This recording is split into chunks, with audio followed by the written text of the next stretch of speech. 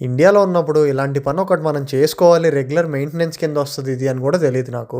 మనకి ఇండియాలో front yard ఇంకా బ్యాక్ యార్డ్ కల్చర్ చాలా తక్కువుంటది. ఎప్పుడన్నా బయట గ్రౌండ్స్ నీట్‌గా గడ్డి కట్ చేసింది కనిపిస్తే బాగా మెయింటైన్ చేస్తున్నారే అనిపిస్తది మనకి. కానీ ఇక్కడ ఆస్ట్రేలియాలో మాకు అలా కాదు. మా ఇంటికే బ్యాక్ యార్డ్, ఫ్రంట్ యార్డ్ ఉంటాయి. అవి మేమే మెయింటైన్ చేసుకోవాలి. దానికోసం సన్ స్క్రీన్ పూసుకోవాలి, గ్లౌస్ ఏసుకోవాలి, షేడ్స్ ఇంకా ట్యాన్ అయిపోకుండా మెడకాయ అంతా మళ్ళీ టోపీ పెట్టుకోవాలి. అయితే అన్నీ చేసిన తర్వాత కూడా అసలు మెయిన్ గ్రాస్ కటింగ్ మెషిన్ ఉంటది కదా! లాన్ మూవర్ అంటారు. అది ఇప్పటిదాకా ఎలక్ట్రిక్ ఉంది నా దగ్గర. వైర్ కనెక్ట్ చేసి దాన్ని వాడుకోవాలి. ఇక్కడ లాన్ మూవర్స్‌లో పెట్రోల్, బ్యాటరీ, ఎలక్ట్రిక్ 3 రకాలు దొరుకుతాయి. ఇప్పుడు నా దగ్గర ఎలక్ట్రిక్ ఉంది. ఇంకొంచెం పెద్ద ఇల్లు దొరికితే ఎన్ని సార్లని వైర్ ఎక్స్‌టెన్షన్స్ పెట్టుకోవాలి. అదే పెట్రోల్ తీసుకుంటే ఇంజిన్ సర్వీస్ చేపియాలి టైమ్ టు టైమ్. అందుకే బ్యాటరీ మూవర్ తీసుకొచ్చుకున్నా. 2 బ్యాటరీస్ ఉంటాయన్నమాట. ఇప్పుడు నేను తీసుకొచ్చుకున్న మెషిన్‌కి. నాకున్న front yard and back yard ఒక చార్జ్‌తో కంప్లీట్ అయిపోతాయి. మ్యాటర్ ఏంటంటే ఇక్కడ నేను అసెంబుల్ చేస్తుంటే చూర కూడా వచ్చింది.